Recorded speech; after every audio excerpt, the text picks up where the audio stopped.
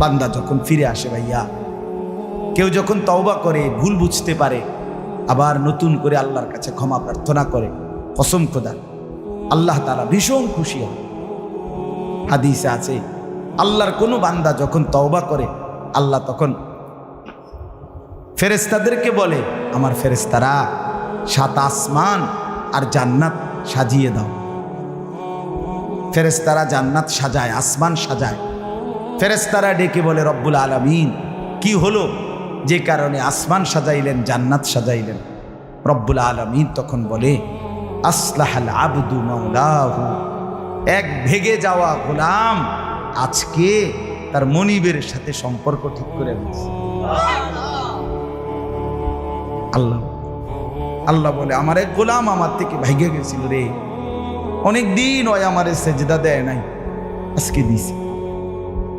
অনেকদিন সে আমারে ডাকে নাই, আমি খুব কষ্ট পাচ্ছিলাম। আমার বান্দা আমার হাতে গড়া, আমার দেওয়া নাক, চোখ, কান, আমার দেওয়া জবান, আমার দেওয়া জিহ্বা, আমার গড়া বান্দা আমারে ভুলে আমার থেকে ছুটে গেছে। আজ আমার সেই ভেগে যাওয়া বান্দা আমার কাছে ফিরে আসছে। লাল্লাহু আশাদ্দু ফারাহান বিতাওবাতি আবদি। নবী সাল্লাল্লাহু, আমি প্রত্যেক দিন বলি ভাইয়া, তুমি মরে গেলে হ্যাঁ পৃথিবীর কিচ্ছু আসবে, এই বন্ধুরা ধোকা ধোকা, একটা ফোলা ফাইন, তুমি মরলে খানা বন্ধ করতাম, কসম খোদা তুমি লিখা নাও। তোমার একটা ফ্রেন্ড এক লগে যদি বইয়ে বইয়ে বিড়ি খায়, তোমার লগে গাঞ্জা খায়, ফুটটা খায়, বাবা খায়, মদখোর, গাঁজাখোর, একসাথে বইয়া উলঙ্গ ছবি দেখো, ওই জানোয়াররে জিজ্ঞেস করো বলে, আমি মরলে আমার ঠ্যাংটা ভাঙলে তুই এক বেলা খানা বন্ধ রাখবি। কথা বুঝেন নাই? ধোকা ধোকা, এগুলো ধোকা। আর কেউ থামবে না। আরে আপন বাপ মরলে যেই সন্তানরা দিনের বেলা দাফন কাফন করছে, তারা কি সেই সন্তানরা, আপন সন্তানরা রাতের বেলা ভাত খায় না? কথা বলেন না কেন? পাশের ঘর থেকে খানা রান্দাইয়ে আরো বেশি খায়, আরো একটু বুঝতো লাও, যেই কান্দাটা তুমি কাঁদছো আজগা কি ভাইয়া, তাইলে তাহলে আপন বাপ, তারপরেও তো সন্তান খানা খেয়েছে, তোমার লেগে কাঁদবে কি? এর জন্য পৃথিবী আমাদের কারো জন্য থামবে না ভাইয়া, থামবে না। সামনের গাড়ি অ্যাক্সিডেন্ট করে, পেছনের গাড়ি অপেক্ষা করে না, পাশ কাইটা কাইটা চলে যায়। আমরা মোট 45 জন, আমার বাবার মা সহ, মা ছাড়া 44 জন, মা একজন 45 জন, একের গুণা 45, আলহামদুলিল্লাহ। একেবারে 45 জনের ছোট বাচ্চাটাও, একবারে 2.5 বছরের বাচ্চাটাও আলহামদুলিল্লাহ আল্লাহর নাম বলতে পারে। 2.5 বছরের মেয়েটাও ওই মজলিসে গেছে, আমাদের সবচেয়ে ছোট, সেও মাথায় হিজাব ছিল। মা বাপদেরকে অনুরোধ করি, সন্তানের প্রতি কদর করে, সবাই মিলে ফিকির করে, দেখেন আয়াতের তর্জমাটা শুনে, তাইলেই কথা শেষ। আল্লাহ তাআলা বলেন 25 নম্বর পারা কোরআনুল কারীমের 43 নম্বর সূরা, সূরাটার এই সূরার 7টা আয়াত, ব্যাখ্যা লাগবে না, শুধু তর্জমা শুনে তাইলেই বুঝবেন। আল্লাহ বলেন 74 নম্বর আয়াত থেকে পড়ছি, ইন্নাল মুজরিমিনা ফি আযাবি জাহান্নামা খালিদুন। আল্লাহ তাআলা বলে, নিশ্চয়ই পাপীরা জাহান্নামের আযাবে চিরস্থায়ী থাকবে। ইন্নাল মুজরিমিনা ফি আযাবি জাহান্নামা খালিদুন, নিশ্চয়ই পাপীরা জাহান্নামের আযাবে চিরস্থায়ী থাকবে। কতদিন? কতদিন? এবার আল্লাহ আবার ব্যাখ্যা করে বলে, বান্দা বুঝেছো? লা ইউফাত্তারু আনহুম, 1 সেকেন্ডের জন্য বিরতি দেওয়া হবে না। জাহান্নামী চিৎকার করে বলবে, মাওলা আমারে মৃত্যু দিয়ে দেন। আল্লাহ বলবে না। জাহান্নামী বলবে, আল্লাহ একটু সময়ের বিরতি দেন, 10টা মিনিটের বিরতি দেন মাওলা। 24 ঘন্টার আগুন আমারে 10টা মিনিট একটু আলগা থাকতে দেন, আমি যে আর পারছি না মাওলা, এতটা ভীষণ আযাব আমি যে আর সইতে পারছি না মাওলা, আর পারছি না, আর পারছি না। লা ইউফাত্তারু আনহুম, আল্লাহ বলেন 1 সেকেন্ডের জন্য জাহান্নামের আযাব, আগুন বিরতি দেয়া হবে না। ফাতরা মানে কি নাই বিরতি। আহুম ফীহি মুবলিসুন, এরপরে আল্লাহ বলেন জাহান্নামী এই দীর্ঘ 24 ঘন্টা অনন্তকাল আযাবের মধ্যে থাকবে। কেমনে থাকবে? মুবলিসুন, বিষণ্ণ হয়ে, উদাস মনে। কোনোদিন চেহারায় 1 সেকেন্ডের জন্য হাসি ফুটবে না, কোনোদিন আর সুখের নাগাল পাবে না। আজ তো বন্ধু রাত কেটে ভোর হয়, ভোর গিয়ে রাত হয়, অন্ধকার আলো হয়, আলো অন্ধকার হয়। যে হাসে সে কাঁদেও, যে কাঁদে আবার সে হাসেও, ঠিক না? কিন্তু রব্বুল আলামিন বলেন ওয়াহুম ফীহি মুবলিসুন, জাহান্নামীর মন, জাহান্নামীর চেহারা বিষণ্ণ, উদাস, সব সময় হাসিবিহীন থাকবে, কোনো সেকেন্ড হাসতেই পারবে না। এবার আল্লাহ নিজে বলবেন, মলিন চেহারা দেখে জাহান্নামীকে, জাহান্নামীর চিৎকারে আল্লাহ নিজেই বলবেন ওমা যালামনাহুম, জাহান্নামী নাফরমান, আমি কিন্তু তোর উপরে মোটেই জুলুম করি নাই। আমি রাতও দিয়েছি বান্দা, দিন দিয়েছি, আমি সুযোগ দিয়েছি, সময় দিয়েছি। 8টা বাজে এশার আজান হয়েছে, এখন বাজতেছে রাতের 11:30। তাইলে আমি কিন্তু হায়াত 3.5 ঘন্টা তো দিয়েছি। আর 4 এশার নামাজ পড়তে তো 3.5 ঘন্টা সময় লাগে না? লাগে। আমি তো ফজরের ওয়াক্ত আসার পরে ওয়াক্ত শেষ হওয়া পর্যন্ত প্রায় 1.5 ঘন্টা সময় দিছি। 4 রাকাত নামাজ পড়তে তো 1.5 ঘন্টা লাগে না। আমি তো জোহরের আজান হওয়ার পরে জোহরের ওয়াক্ত প্রায় 2.5 ঘন্টা, 2 ঘন্টা তো দিয়েছি। জোহরের নামাজ পড়তে তো বান্দা 2.5 ঘন্টা লাগতো না? হ্যাঁ। আসরের নামাজ 4 রাকাত নামাজ পড়তে তো 1.5 ঘন্টা লাগে না? তাহলে বলো না বান্দা, আমি কি কোনো জুলুম করেছি কিনা বলো? ওমা যালামনাহুম, আমি বান্দা নাফরমান, আমি কিন্তু তোমাদের উপরে, তাদের উপরে জুলুম করি নাই। ওয়ালাকিন কানু হুমুজ জালিমিন, আল্লাহ বলে বরং নাফরমান জাহান্নামী, তুই নিজেই নিজের উপরে জুলুম করেছিস। তুই আমার রাতকে গান বাদ্য আর সিনেমার নর্তকীর নাচ গান আর উলঙ্গ ছবিতে শেষ করে দিয়েছিস।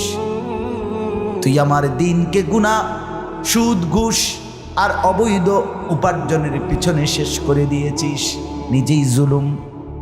এবার শুনেন, এবার আল্লাহ তাআলা বলে জাহান্নামী, এবার শুনেন আল্লাহ যখন এটা বলবে জাহান্নামী এই ভীষণ আযাবে একটা বিরতি নাই। এইবার জাহান্নামের ফেরেশতাকে ডাকবে। জাহান্নামের দায়িত্বে প্রধান যেই ফেরেশতা, ওনার নাম মালিক। ওনার নাম কি? মালিক ফেরেশতা। এই কোরআনে ওনার নাম ডাইরেক্ট এখানে আছে। জাহান্নামী বলবে ওয়ানা দাউ ইয়া মালিক লিয়াকদি আলাইনা রাব্বুক। ওহো, আল্লাহ বলে জাহান্নামীরা, জাহান্নামের ফেরেশতা মালিককে ডাক দিবে, ইয়া মালিক, হে মালিক শোনো না, ফেরেশতা একটু শোনো না। লিয়াকদি আলাইনা রাব্বুক, ফেরেশতাকে বলবে, ফেরেশতা তোমার রব, তোমার আল্লাহকে একটু বলো না এমন কষ্টের আযাব না দিয়ে আমারে চিরতরে একবারে শেষ করে দিতে, আমি যে আর পারছি না। লিয়াকদি আলাইনা রাব্বুক, বলো না ফেরেশতা, তোমার মাওলাকে বলো না, তোমার রবকে বলো না আমারে একদম শেষ করে দিতে, আমারে মৃত্যু দিয়ে দিতে, আমি যে আর পারছি না। কেমনে সইব এত গরম, কেমনে সইব এত আযাব। ফেরেশতা তখন বলবে ক্বালা ইন্নাকুম মাকিসুন। ফেরেশতা বলবে না, নাফরমান পাপী, এই জাহান্নামী তোকে অপেক্ষা করতে হবে, মৃত্যু হবে না। আল্লাহ বলবেন লাকাদ জিনাকুম বিল হক, আমি তো বান্দা সত্যের বাণী, সঠিক বাণী বারবার তোমার কাছে নিয়ে এসেছিলাম। একবার বেলায়েতুল্লাহ বলছে, একবার আনিসুর রহমান বলছে, বারবার বারবার বারবার আমার কত বান্দা দিয়ে, কত ইমাম, কত খতিব, কত আলেম, কত বুজুর্গ দিয়ে আমি তো সত্যের বাণী, কোরআনের বাণী, এই জাহান্নামের কথা বারবার তোর কাছে বলাইছিলাম বান্দা। ওয়ালাকিন্না আকসারাকুম লিল হাক্কি কারিহুন। তুমি যেই অসভ্যতা করছো, যেই ভিন নারীর সাথে কথা বলছো, বন্ধুদের অসভ্য আড্ডা দিচ্ছ, তুমি মনে করছো গ্রামের কেউ দেখে না, গ্রামের কেউ জানে না। আল্লাহ বলে তাহলে তুমি কি এই ভেবেছ যে আমি আল্লাহও জানি না? বালা, হ্যাঁ, আল্লাহ বলেন আমি জানি, আমি শুনি, আমি দেখি। আর ওয়ারসুলুনা লাদাইহিম ইয়াকতুবুন, আমার পক্ষ থেকে মনোনীত ফেরেশতা ডান কাঁধে বাম কাঁধে, তারা কিন্তু সাথে সাথে 24 ঘন্টা ইয়াকতুবুন লিখতেছে। সে জাহান্নামের ফেরিওয়াল, আগুনের ফেরিওয়াল।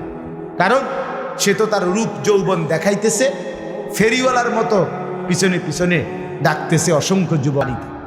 শুধু কোনো রকম মানবেতর, কোনো রকম মানে কোনো রকম জিন্দিগিটা কাটাই, বিদেশে পড়ে আসি আমি। কিন্তু এরপরে বাবা এতটা কষ্টের টাকা পাঠাবার পরে যেই স্ত্রী, যেই বিবি বাজারে বাজারে ঘুরে, বেপর্দা ঘুরে, মোবাইলে সারা দিন রাত পড়ে থাকে, স্বামীর পবিত্র আমানত, নিজের ইজ্জত, নিজের সতীত্ব নষ্ট করে, পরকিয়া, ভিন কোনো পুরুষের সাথে অবৈধ কোনো সম্পর্ক করে, তার মতো অসভ্য, নির্লজ্জা, বেহায়া, অসভ্য নারী আল্লাহর জমিন আর কেউ হইতে পারে না। তোর জন্য বেটি, তোর ছেলেটার জন্য, বাচ্চাগুলোর জন্য এই ছেলেটা, এই পুরুষটা আজকে 6টা বছর, 8টা বছর, 12টা বছর বেটা বিদেশের জমিনে পড়ে আছে, আর বিনিময়ে তুই নিজের জিন্দেগি নষ্ট করে দিলা, স্বামীর পবিত্র আমানত নষ্ট করে দিলা তুমি। এই জন্য দয়া করে, আমার কথাটা যদি একটু শক্ত হয় মাফ করে দিয়ে আমার, কিন্তু প্রবাসীর বিবিদেরকেও বলি, বোন, দয়া করে নিজের ইজ্জত, আব্রু, সতীত্ব, নিজের চরিত্রের হেফাজত কষ্ট করে হলেও, আপনার জন্য স্বামী বেচারা কষ্ট করে, আপনিও তার জন্য কষ্ট করেন, মিলেমিশে সবর করিলে, চরিত্রের হেফাজত করিলে একদিন দুইজনই জান্নাতি হবে। ছেলেরা যারা তোমাদের বাপ বিদেশ, তোমরাও ভাইয়া একটাবার দেখে আইসো কি কষ্ট করে।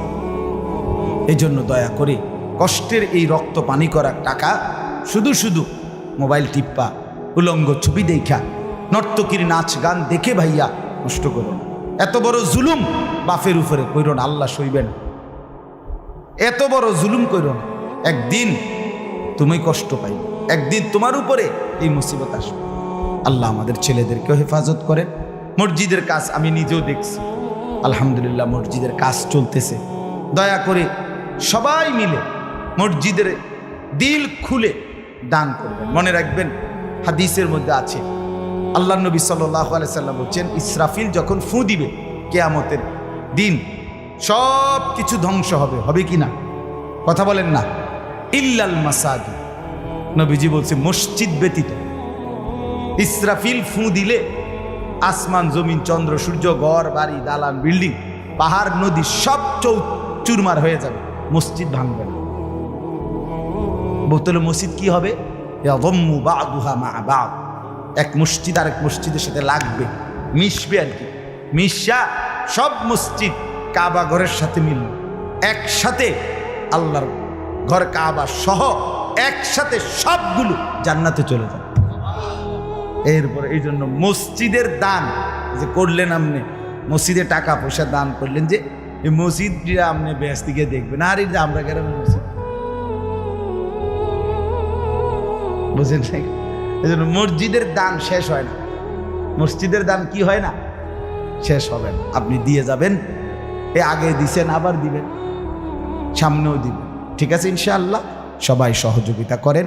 ভবিষ্যতেও ছেলেরা তোমরা নিজেদের এই মাহফিল আন্তরিকতার সাথে মিলেমিশে চালু রাখো, চেষ্টা করবা।